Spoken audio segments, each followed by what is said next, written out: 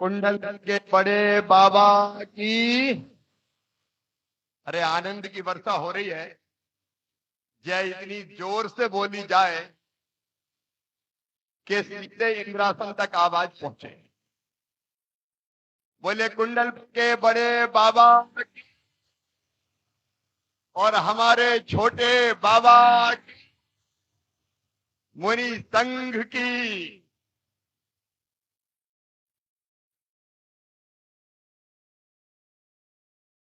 सचमुच में अद्भुत दृश्य है। स्वर्ग के बारे में हमने सुना है, देखा नहीं, लेकिन स्वर्ग भी इससे सुंदर क्या होगा। आचार्य भगवान आपके चरणों में प्रणाम है। जहां इतने तपस्वी हो, इतने सिद्ध हो, ऐसी दीदियां हो, माता जी, जिन्हें संपूर्ण जीवन आचार्य जी के मार्गदर्शन में सब त्याग के समाज की सेवा में लगा दिया। प्रणाम आपको। इस दृश्य को देख के हम धन्य हुए। लेकिन विनय भैया, मैं एक बात का खंडन करता हूं, यहाँ मुख्यमंत्री नहीं आया, यहाँ तो गुरु का शिष्य ही आया है।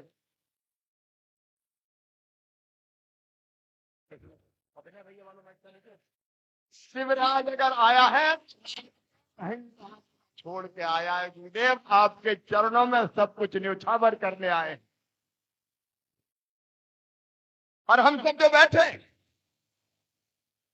ये अत्यंत सौभाग्यशाली है। हमने सौभाग्य पूरे जो आचार्य भगवान और ये दृश्य को अपनी आंखों से देख रहे हैं, अत्यंत सौभाग्यशाली हैं।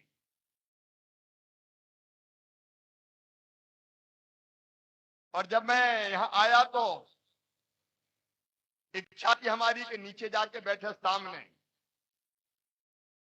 आचार्य भगवान, आपके चेहरे का तेज, आपकी वाणी का ओज, सरस्वती आपके जीवन पर विराजती है। और आपको देख के सचमुच में ऐसा संतोष और आनंद मिलता है कि जिसका वर्णन नहीं किया जा सकता। आपकी सूरत मन मंदिर में बसी रहती है, हृदय घट में समाई रहती है। पहली बार मिला था मैं, पहली बार आचार्य भगवान को ध्यान होगा निमावर में। गमछा डला था मेरे गले में। भगवान ने कहा था गमछे वाले। तब मैं सांसद था और तब साधना भी शायद मेरे साथ नहीं थी। तब से आपकी सूरत आंखों में समाई हुई। मन तृप्त नहीं होता। और सचमुच में हमें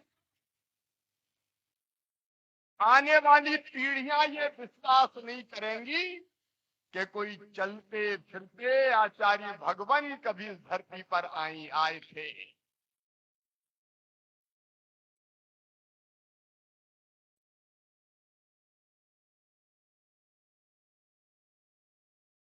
जय धन्य है रे अपन को जो आंखों से देख रहे हैं। भरोसा देख रहे हैं, इसी तपश्चर्या करने वाले। अब क्या क्या नहीं छोड़ा आपने, बस हमें मत छोड़ देना। कृपा दृष्टि बनाए रखना, आशीर्वाद की वर्षा करना। सचमुच में कोई ऐसे व्यक्ति भी, हाड़ मास के पुतले भी इस धरती पर होते।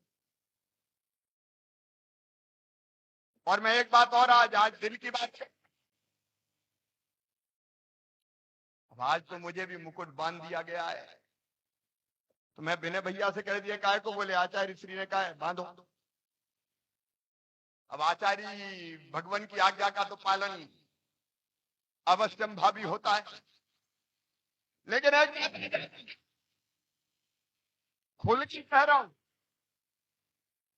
कभी अगर कोई समस्या सामने आती है सरकार चलाते हुए भी और दुविधा में होते हैं, रास्ता दिखाई नहीं पड़ता, तो अपन दोनों आंख बंद करके और मंदिर में बैठ जाते हैं, आचार्य भगवान दिखाई देते हैं, उनका हाथ उठता है और समस्या का समाधान हो जाता है।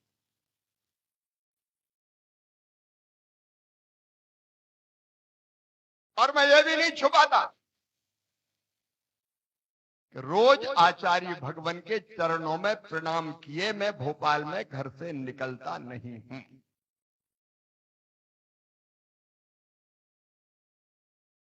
कुछ अद्भुत है सच में। बस एक शिकायत है मुझे, आचार्य भगवान एक के साथ अन्याय करते हैं, सबको न्याय देते हैं, एक के साथ अन्याय, और वो अन्याय करते हैं अपने शरीर के साथ। मैं रोज विनय भैया से पूछता हूं तबीयत कैसी है, इच्छा होती सब डॉक्टर भेज दूं, बोले नहीं वो तो वैद्यराज को ही दिखाएंगे, आयुर्वेद को ही प्रतिष्ठित करेंगे। मैं दृष्टता कर रहा हूं, लेकिन शरीरम आधम खलु धर्म साधनम, ये शरीर सब धर्मों का पालन करने का साधन है। गुरुदेव आप रहेंगे तो सद्बुद्धि रहेगी, आप रहेंगे तो सन्मार्ग रहेगा, हम सही रास्ते पर चलते रहेंगे। शरीर का भी ये चरणों में सबकी तरफ से प्रार्थना है, सबकी तरफ से प्रार्थना। मुझे याद है वो दिन जब मैंने मुख्यमंत्री की शपथ ली, गोपाल जी, जयंत जी, हम लोग साथ से मंत्री हुआ करते थे, और गुरुवर के मन में बड़े बाबा को उचित स्थान देने का भाव आया।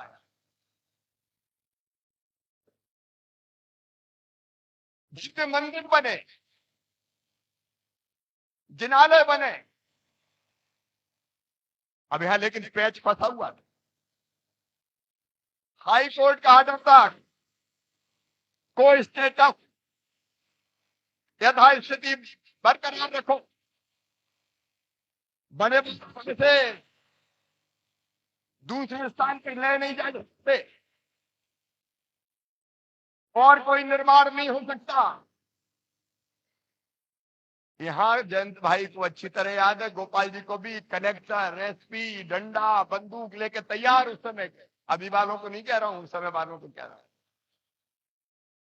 रोकेंगे नहीं होने दें। इनका आचार्य भगवान स्वयं पधार रहे हैं, का गड़बड़ हो जाएगी, सरकार चली जाएगी। मुझे वो दिन याद है, एडवोकेट संवैधानिक संकट, सरकार चली जाएगी, अरे इनका जाए तो आज चली जाए, लेकिन बड़े बाबा तो स्थापित हो।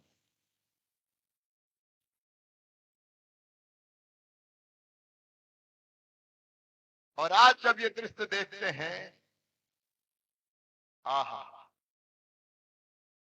क्या अद्भुत दृश्य है, ऐसा जिनालय क्या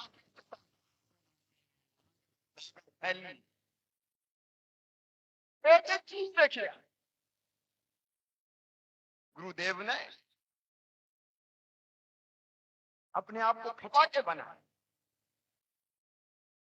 पूरी दुनिया आएगी, आज मैं कह रहा हूं, इस पवित्र धरती पर यहां दर्शन के लिए पूरी दुनिया आएगी, पूरी दुनिया।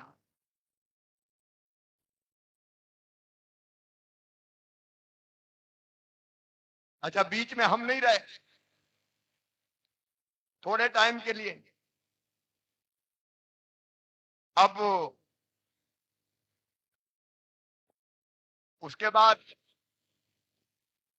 जो भी हुआ मुझे कुछ पता नहीं। अपन तो सोच रहे थे कि 5 साल अब धरना प्रदर्शन के,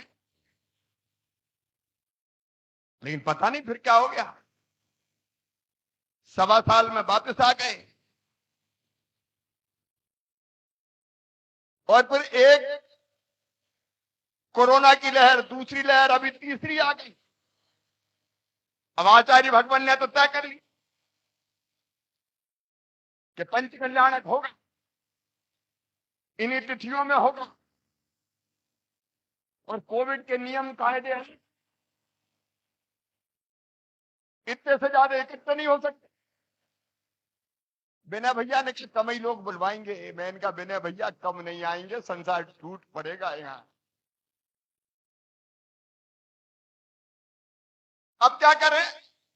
सकलेचा जी हमारे बैठे कहने लगे ये नियम हटा दें, वो नियम हटा दें। अरे मैं इनका बड़े बाबा विराज रहे और छोटे बाबा बैठे, सारे नियम हटा दो, सारे समाप्त।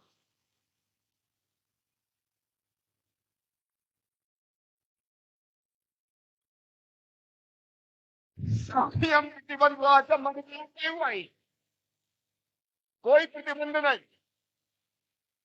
अब बड़े बाबा जाने, छोटे बाबा जाने। अच्छा, अब कोविड ही बढ़ गया। आजकल केस ही बहुत कम आ रहे हैं, गिने चुने इक्का दुक्का, और वो भी आ रहे हैं तो दूसरी लहर निभाने नहीं आ रहे, मरे खुरे, सर्दी जुकाम, कोविड खत्म।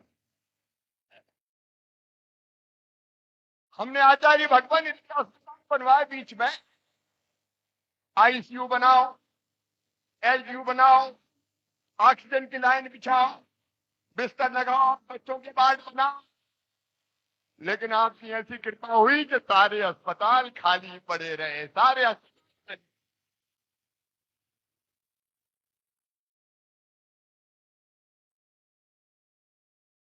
अब कहां गया कोविड? ये सब आपके चरणों की कृपा है, और बाकी जो कुछ हुआ है वो तो आपका ही चमत्कार है, बड़े बाबा का चमत्कार, छोटे बाबा का चमत्कार। ये काय का कोई को श्रेय फ्रेय नहीं है, काय का शिवराज, जो कुछ है बड़े बाबा छोटे बाबा। तेरा तुझको अर्पण, क्या लागे मेरा। कई बार एक इच्छा होती है कि एक आध मौका ऐसा मिल जाए कि धूल बन के चरणों में चिपक जाए तो कुछ देर साथ तो चले जाए।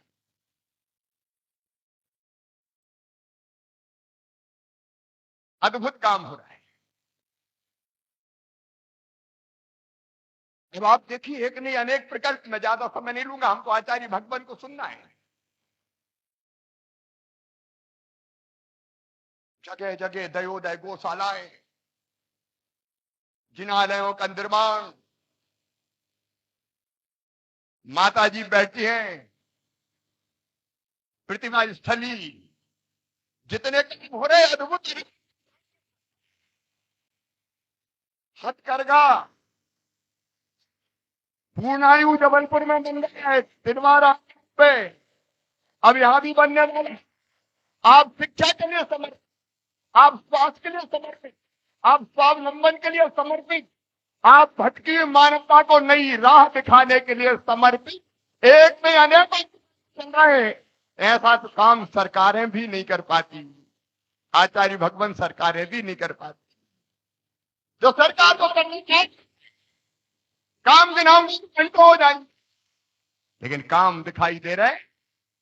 और इसलिए सचमुच में आपको प्रणाम, आपके चरणों में प्रणाम। केवल 2-3 चीजें मन में आती है जो आपसे कहना चाहता हूं। गौशालाएं, दयोदय, वैसे तो आचार्य भगवान के नाम पे जीव उनके नाम पे गोपालन की योजनाएं, उनने जो दिया है वो तो कोई वापिस ही नहीं लौटा सकता। लेकिन वो विनम्र प्रयास जरूर किए हैं। आपका हर एक प्रकल्प अब भाग्योदय है। सागर में कितने बीमारों का इलाज हो रहा है। आयुर्वेद को आपने प्रतिष्ठित करने की फैसला किया है, अपने आप में अद्भुत है। इतने चल रहे हैं कि सचमुच में पीड़ित मानवता धन्य हो जाएगी, पीड़ित मानवता धन्य हो जाएगी। और आपने जो कहा है, आज मातृभाषा दिवस भी है। आचार्य भगवान ने हमेशा कहा है मातृभाषा में ही शिक्षा दी जानी चाहिए। मातृभाषा में हिंदी को अपनी स्थिति घोषित किया। और जब मध्य प्रदेश में आचार्य भगवान हमने तय किया इसी साल से मेडिकल इंजीनियरिंग की पढ़ाई भी एक एक कॉलेज में हिंदी में ही होगी, अंग्रेजी में नहीं होगी।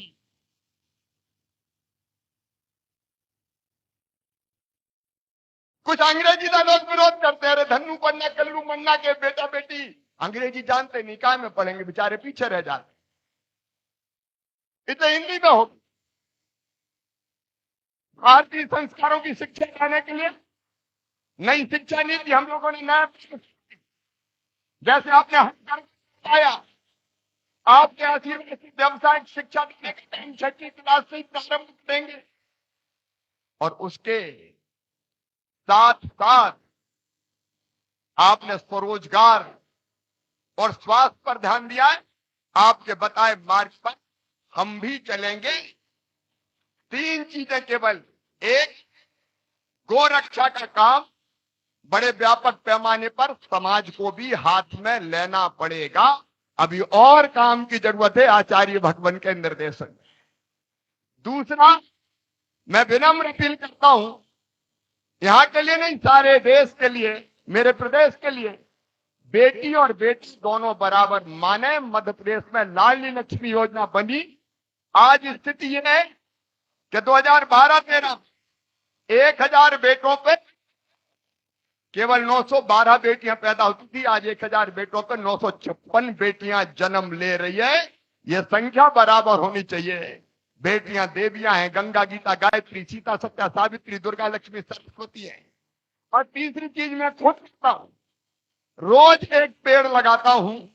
पर्यावरण बचाने के लिए आचार्य भगवान भी उतना ही मार्गदर्शन करते हैं। मैं सबसे कहता हूं कि रोज ना अपने जन्मदिन पे, शादी की वर्षगांठ पे, या बच्चों के जन्मदिन पे, या माता पिता की पुण्य स्मृति में पेड़ जरूर लगाएं।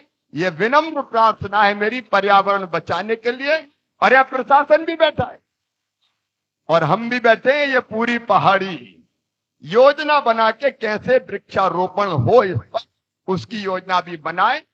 और मैं आचार्य भगवान के चरणों में प्रणाम करते हुए, ये अद्भुत तीर्थ क्षेत्र है और इसलिए मध्य प्रदेश सरकार की तरफ से आज मैं ये फैसला कर रहा हूं कि इसको पवित्र क्षेत्र घोषित किया जाएगा। 4 किलोमीटर आसपास बड़े बाबा के ये पूरा पवित्र क्षेत्र होगा, जहां मांस नहीं, जहां मदिरा नहीं, सारी चीजें निषिद्ध होंगी। यहां भी होगा और बांदकपुर में भी होगा। महादेव, बड़े बाबा महादेव, एक बार फिर हम तो धन्य हुए आचार्य भगवान आपके दर्शन करके। आपकी कृपा सब पर बरसती रहे, बस सद्बुद्धि दें और सन्मार्ग पर चलाएं। आपके चरणों में मध्य प्रदेश की 8.5 करोड़ जनता की तरफ से मैं शीश झुकाकर प्रणाम करता हूं। आप सब भी मेरे साथ बोलिए, कुंडलपुर के बड़े बाबा की और अपने छोटे बाबा की, मुनि संघ की बहुत बहुत धन्यवाद, प्रणाम। हाँ।